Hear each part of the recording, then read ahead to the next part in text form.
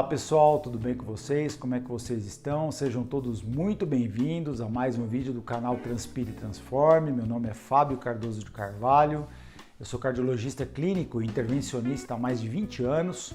Sou um obeso em recuperação, um obeso em sobriedade.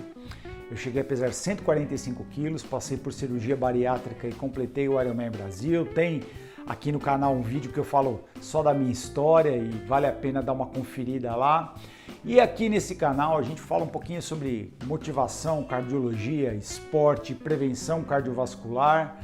E a ideia é realmente criar esse ambiente interativo de trocas de ideias, crescimento, aprendizado e informação. Hoje nós vamos falar um pouquinho sobre a importância da pressão arterial, conceito, mitos e verdades sobre a hipertensão arterial. Tá bom? Então, se você acredita que esse conteúdo é relevante para você, para alguém da sua família, algum dos seus amigos, eu peço gentilmente que você o compartilhe e também se inscreva no canal, deixa o seu joinha, ativa as notificações e coloca para mim nos comentários aquilo que você achou para a gente conversar e trocar as ideias sobre esse assunto. Tá legal? Muito bem, então eu pensei nesse vídeo, ao invés de falar especificamente sobre a hipertensão arterial, que acho que é um conceito mais amplamente divulgado e é um material fácil até de ser encontrado na internet, eu resolvi dar um passo um pouquinho atrás para falar um pouco sobre o que é pressão arterial e aí estabelecer conceitos. A ideia nesse vídeo é a gente falar um pouquinho sobre conceitos, definição, a parte de epidemiologia, toda a parte de prevenção, para depois a gente falar um pouquinho sobre o tratamento e principalmente a relação entre pressão arterial ou tratamento da hipertensão arterial com atividade física e tudo mais, tá bom?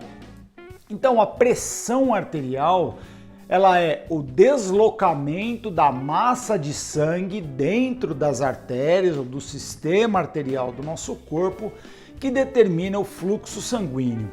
E os componentes que afetam a pressão arterial são o coração, os vasos sanguíneos, predominantemente as artérias, e também o sangue, né? Principalmente o componente de viscosidade do sangue. Então, cada um dos três componentes, o coração, as artérias e o sangue, eles obviamente têm características distintas, mas são profundamente interligados de maneira que qualquer alteração em um desses componentes pode também resultar em alterações na pressão arterial. Então, como é que a gente mensura, como é que a gente mede a pressão arterial?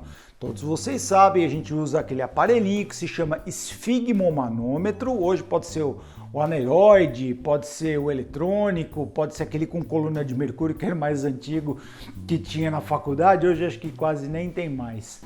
Mas a gente insufla o chamado manguito de pressão, a gente insufla o manguito e coloca aqui o estetoscópio sobre a artéria braquial e fica esperando ela fazer um barulho. Qual que é a ideia aí? Então eu quero explicar um pouquinho isso daí, que é sempre um conceito bem legal.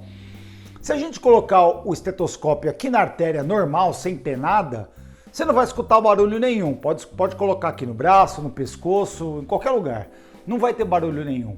Mas no momento em que você restringe toda a circulação, você vai soltando, né, o ar devagarzinho, ele vai desinsuflando. Então a artéria, aqui, o manguito aqui, a artéria está aqui. O manguito vai desinsuflando, a artéria vai abrindo. Então à medida que ela abre, o fluxo sanguíneo aqui, que normalmente ele é como o fluxo de um rio, mais rápido no centro, mais lento nas beiradas, vamos dizer assim, mas sempre contínuo, à medida que você desinsufla, ele passa a ficar turbilhonado. Então, quando ele turbilhona pela primeira vez, você ouve o primeiro som, que é o som da pressão arterial sistólica, é a pressão de ejeção. E depois você continua insuflando, você continua ouvindo que é aquele período de fluxo turbilhonado, até que o manguito já está quase todo desinsuflado, a artéria volta praticamente ao seu tamanho normal e o barulho some. E o último som antes do barulho sumir é o reflexo da pressão arterial diastólica. Depois, a hora que o manguito se desinsufla completamente, a artéria volta ao seu calibre normal e não há mais turbilhonamento no fluxo de sangue, ele volta a ter o seu trajeto normal, né? O fluxo chamado fluxo laminar.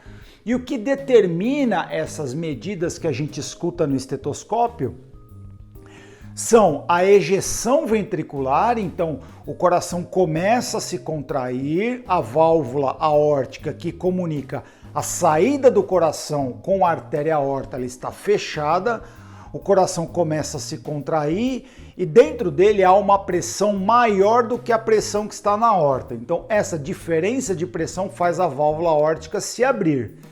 Ejeta. O coração continua contraindo, continua elevando a pressão e joga o sangue para a aorta. Quando ele joga o sangue para a aorta, a artéria aorta ela é extremamente elástica, então ela acomoda e ela acomoda e depois ela tem a sua camada elástica, então ela retorna de novo, né? E essas ondas de pulso dentro das artérias que vão mandando o sangue para frente. Então, quando o sangue está na aorta, a uma determinada pressão, o coração começa a se relaxar e quando a pressão na aorta fica maior do que a pressão dentro do coração, a válvula aórtica se fecha e impede o sangue de voltar para dentro, né, do coração novamente, de modo que o sangue tenha um fluxo somente anterógrado, o fluxo é somente para frente e aí o próprio sistema arterial com a sua elasticidade vai cuidando de mandar o sangue para todos os órgãos e tecidos do nosso corpo. Então esse é mais ou menos o conceito fisiológico que está por trás da pressão arterial sistólica, da pressão arterial diastólica e de como nós medimos e escutamos ou auscultamos os sons. Os sons são chamados sons de Korotkov, que foi um médico russo que descobriu isso em 1905. Então são alguns conceitos e algumas curiosidades da fisiologia que são bem interessantes da gente passar aqui. E como a gente deve fazer a medida da pressão arterial? Bom, a medida da pressão arterial em consulta deve ser feita com o indivíduo sentado, em repouso há pelo menos uns 10 minutos, sem que ele esteja estressado, né? E a gente consegue ver os sinais ali de palidez, a pele mais brilhante, né? Sudorese, um pouco de sudorese. Você percebe na fisionomia do indivíduo quando ele está mais tenso, mais ansioso. Então ele não pode ter consumido nenhuma bebida energética que contenha cafeína, o café, refrigerante, algum tipo de chá, não pode ter fumado. Então o indivíduo tem que estar num ambiente calmo, tranquilo, sentado há pelo menos 10 minutos sem ter feito uso dessas substâncias, né? Então isso eu estou dizendo um indivíduo que vem para uma avaliação inicial, obviamente não está tratando, não está tomando nenhuma medicação, certo? Então a gente faz uma primeira medida, a medida deve ser feita nos 2 braços, né? Idealmente também nas pernas, mas aí já é mais complicado. Raramente você vai ter algum médico que faça medida nas pernas, até porque você precisaria de um manguito um pouco maior. Mas nos 2 braços é o que deve ser feito. Se houver alguma medida além do valor normal, deve-se aguardar para ser aferida novamente a pressão no final da consulta. Os valores da pressão, os valores ditos normais, de acordo com as diretrizes nacionais e internacionais de hipertensão arterial, são abaixo de 120 milímetros para pressão sistólica e de 80 milímetros de mercúrio para pressão diastólica, tá? Qualquer valor entre 120 e 139 já é um valor chamado limítrofe ou pré-hipertenso. Então, entre 121 até 139 para pressão sistólica e entre 81 até 89 para pressão diastólica é aquele limite que não é o limite normal e a gente tem que ficar um pouquinho de olho. Não requer nenhuma medicação para controle. A partir de 140 por 90, valores maiores ou iguais a 140 por 90, aí nós já temos um indivíduo que é hipertenso, e a hipertensão nós podemos dividir em 3 estágios, grau 1, 2 e 3. Grau 1, pressão sistólica de 140 a 159, grau 2 de 160 a 179 e grau 3 maior ou igual a 180. E a pressão diastólica de 90 até 99, grau 2 de 100 até 109 ou maior ou igual a 110 já é grau 3 também. Então nós temos o limite, que foi um limite digamos assim, diminuído em relação às diretrizes anteriores. Os limites atuais eles são, digamos, um pouco mais rígidos e os valores normais da pressão alta são inferiores a 120 por 80 milímetros de mercúrio, tá bom? Então já vou falar duas situações que podem acontecer. Primeiro, a chamada hipertensão do jaleco branco. O que é? É exatamente aquele indivíduo que chegou naquela situação que eu falei, ansioso, pálido, você vê que ele está intenso com relação à consulta, com medo de receber algum diagnóstico, alguma medicação. Então essa característica ansiosa já pode ser responsável por um aumento de pressão arterial aferida na consulta. Essa chamada hipertensão do jaleco branco, né, que foi descrita inicialmente em 1980 por Stanley Franklin na Universidade da Califórnia. E um outro mito já que eu quero desfazer é a chamada pressão baixa. Ah, doutor, eu tenho pressão baixa. Isso não é verdade. Na verdade, você pode aferir um indivíduo que tem a pressão 100 por 70, é o chamado 10 por 7, né? Ah, isso é pressão, ou 9 por 6. Às vezes comum numa senhora, um mais frágilzinho, um pouco menor, né, com índice de massa corpórea uma senhora bem magrinha, baixinha, 9 por 6. Ah, minha pressão é baixa. Não, não é que a pressão é baixa. A pressão ela é fisiológica para aquele indivíduo com aquela constituição naquela situação. A gente fala de hipotensão ou pressão baixa quando a pressão é efetivamente aferida como baixa e o indivíduo tem algum tipo de sintoma. Em situações normais com o indivíduo totalmente assintomático, nós não conferimos o diagnóstico de pressão baixa. Então esses são os conceitos, né, e as definições de hipertensão arterial, da pressão arterial. Então nós vamos falar da prevalência da hipertensão arterial. Então na última década, mais de 7.600.000 pessoas morreram em decorrência da hipertensão arterial e suas doenças associadas. 56% das pessoas doenças cerebrovasculares, 46% das pessoas por infarto agudo do miocárdio. E o problema da hipertensão arterial, o grande problema da hipertensão arterial é que ela é um fator de risco primordial para o desenvolvimento de doenças, não só como o acidente vascular encefálico e o infarto agudo do miocárdio, mas para insuficiência cardíaca congestiva, insuficiência renal crônica e doenças microvasculares como doenças periféricas, faz machucado, úlcera de extremidade, né, aquelas feridas no pé que não cicatrizam, que é por insuficiência arterial, e doenças na retina, responsáveis por perda de acuidade visual e até cegueira ao longo do tempo.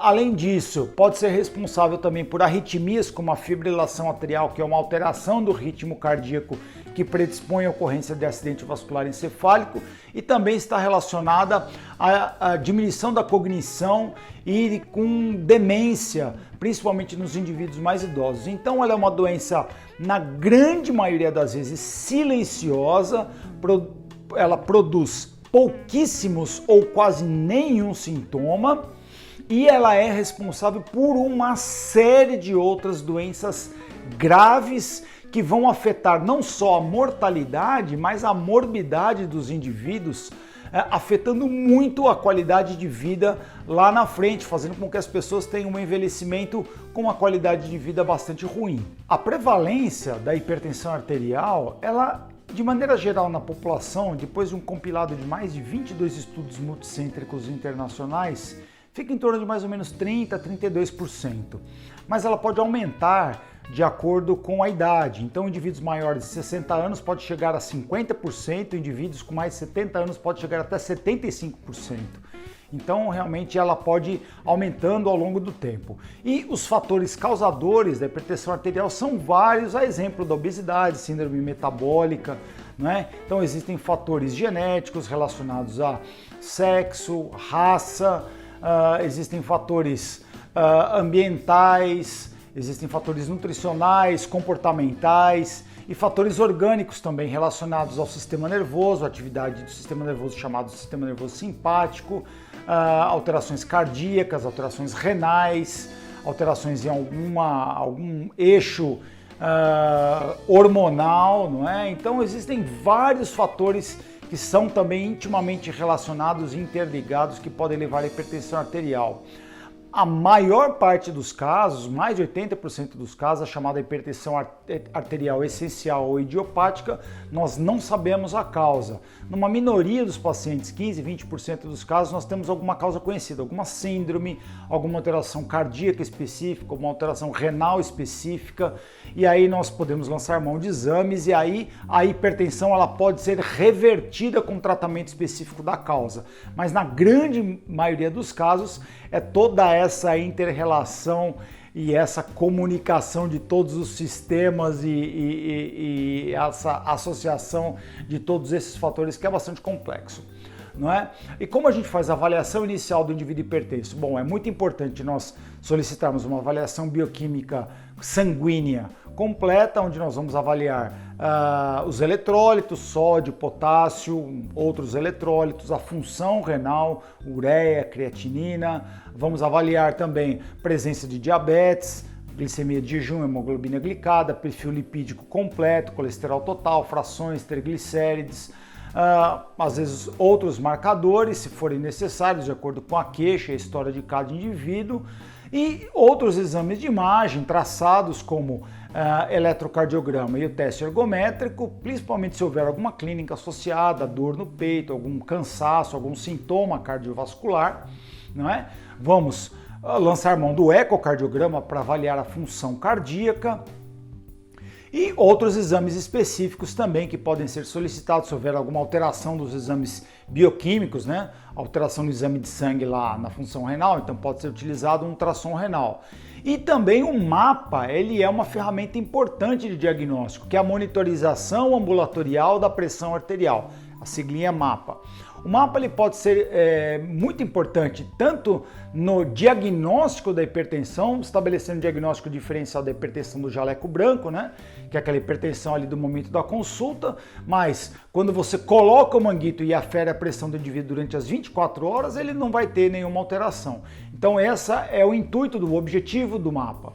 Você coloca o manguito, ele vai medir a pressão do indivíduo de acordo com o dia, né? Vai avaliar todas as variações ao longo do dia e da noite, isso também é importante e pode ser utilizado para diagnóstico, naquele indivíduo que você tem alguma dúvida se ele é hipertenso realmente ou não, ou na eficácia do seu tratamento instituído, e aí pode ser utilizado para orientar algum ajuste de medicação.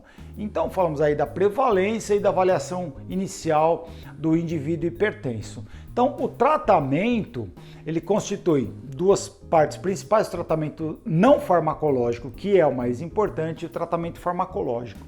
O tratamento não farmacológico ele vai consistir de alterações dietéticas, principalmente voltadas para a chamada dieta, estratégias dietéticas definidas, como dieta em baixo carboidrato, a dieta chamada dieta mediterrânea, dieta DASH, que se chama uma dieta voltada para a prevenção e tratamento da hipertensão arterial, que consiste basicamente em diminuir, não fazendo uma restrição muito limitada, mas diminuir o consumo de carboidratos de absorção simples, açúcar, gordura saturada, diminuição da ingestão de álcool, aumentar a ingestão de hortaliças, frutas, verduras, fibras, diminuir o consumo de alimentos processados e especialmente dos ultraprocessados, dando preferência ao consumo dos alimentos in natura. Então essa adequação dietética, que mesmo na questão da obesidade e da dislipidemia é o ponto talvez mais difícil de aderência do paciente.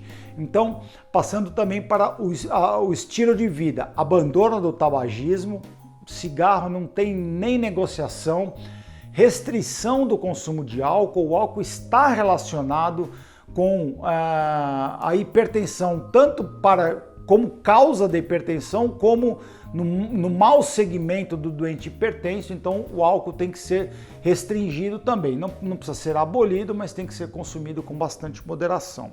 A atividade física tem um papel fundamental nas recomendações já extensamente já expostas, né, que são 150 minutos por semana para atividades moderadas, e o impacto sobre a mortalidade cardiovascular ao longo dos anos ele é muito expressivo, com diminuição de até 20% da mortalidade cardiovascular ao longo dos anos.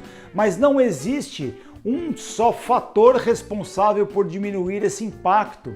Há um conjunto, uma interligação de todos esses fatores. Então, é a adequação dietética, é a atividade física, é o abandono do tabagismo, é o controle do peso, que é muito importante. A cada 1 quilo perdido é 1 milímetro de mercúrio que cai na pressão arterial. Então você vê que é um impacto também muito importante. Moderação no consumo do álcool. Então toda essa modificação do estilo de vida juntamente com a dieta, não é que vão produzir realmente os grandes efeitos no tratamento da hipertensão no longo prazo. E eles podem até, inclusive, mesmo nos indivíduos tratados com remédio que tem uma hipertensão estágio 1 ali, hipertensão leve, podem até ser responsáveis pela retirada da medicação no tratamento da hipertensão, não é? Então, nesses indivíduos onde já foi instituídas todas essas orientações e o indivíduo já aderiu a elas, mesmo assim, o mapa continua mostrando hipertensão, então aí a gente lança a mão do tratamento farmacológico para aqueles indivíduos com hipertensão leve. A gente pode começar com somente um comprimido por dia, uma classe de medicamentos, obviamente não vou entrar nisso, mas naqueles indivíduos de mais alto risco, que não são somente hipertensos, mas são hipertensos, diabéticos, obesos, tem dislipidemia, síndrome metabólica, são indivíduos com múltiplos fatores de risco, a gente tem que tratar de maneira um pouco mais incisiva, de uma maneira um pouco mais, assim, realmente, né, forte mesmo, ali, incisiva, para o controle, de maneira mais rígida, não é? Bom, então eu também gostaria de fazer aqui nessa parte final, eliminar aí 2 mitos. Um mito é aquela questão eu só vou tratar a pressão quando ela estiver alta. Isso é mito, isso não deve ser feito. O tratamento da hipertensão arterial é um tratamento contínuo, ele não pode ser abandonado. A pessoa só toma remédio quando a pressão está alta. Então esse é um mito que tem que ser combatido. O tratamento ele é contínuo, independente do valor aferido de pressão arterial, não é? E outro mito é, eu só vou tomar o remédio se eu estiver sentindo alguma coisa, se eu estiver com dor de cabeça, se eu estiver com algum cansaço e alguma coisa nesse sentido. Então, ou mesmo se a pressão está um pouco alta, mas eu não estou sentindo nada, eu não preciso tomar o remédio, de jeito nenhum. O tratamento da pressão arterial ele é contínuo. A hipertensão ela tem que ser tratada continuamente, independente dos valores aferidos de pressão arterial e independente da sintomatologia, até porque ela raramente vai produzir uma sintomatologia específica. Os valores de pressão arterial durante o tratamento eles vão ser utilizados como um norte para o médico fazer algum ajuste de medicação do tipo ou dosagem da medicação, mas nunca para o próprio paciente tomar a conduta de suspender a medicação porque a pressão está no valor normal. O remédio ele não tem um efeito imediato, o efeito, digamos assim, ele é cumulativo, ele se instala ao longo de vários tempos, ao longo de vários dias ou de várias semanas, ao longo de bastante tempo. Então, o fato da sua pressão estar normal naquela hora, você fala, não vou tomar remédio porque a minha pressão está normal. Não, ela está normal porque você tomou um remédio durante todo o tempo. Se você deixa de tomar, ela certamente vai subir. Então, essa relação ela não existe, por isso que a hipertensão arterial tem que ser tratada ao longo do tempo com muito cuidado. Como eu falei, é uma doença insidiosa, uma doença até certo ponto traiçoeira, que às vezes ela leva as pessoas a se enganarem por não terem sintomas, ou por não terem ali o aparelho para medir a pressão. Então, como a pessoa não sente nada, ela vai tocando e muitas vezes a manifestação pode ser grave, se não fatal, mas pode afetar profundamente a qualidade de vida, desencadeando várias outras doenças que afetam profundamente o indivíduo, principalmente no seu envelhecimento. Bom, eu agradeço muito você ter ficado comigo até aqui, muito obrigado, sigam o perfil Transpire e Transforme no Instagram, temos conteúdo lá quase todo dia, também curtam a página do Transpire e Transforme no Facebook, semana que vem vídeo novo no YouTube, eu espero você, deixa para mim nos comentários aqui o que você achou, hein, pra gente conversar sobre o assunto, tá bom? Até mais!